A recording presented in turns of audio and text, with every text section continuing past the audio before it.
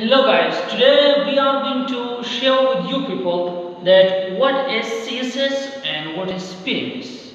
When will you be eligible for CSS and PMS? What is the abbreviation of CSS and PMS? And we will discuss all that things in this video. So stay tuned with us. So today I'm going to talk about CSS and PMS. What is CSS and PMS? What is the derivation of CSS and PMS?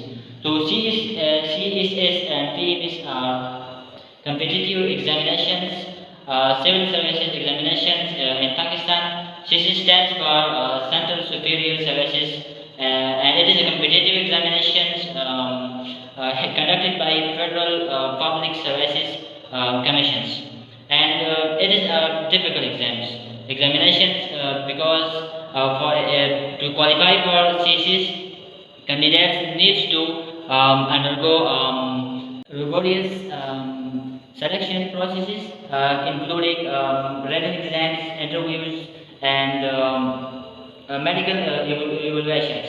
So CSS, that is all about CSS.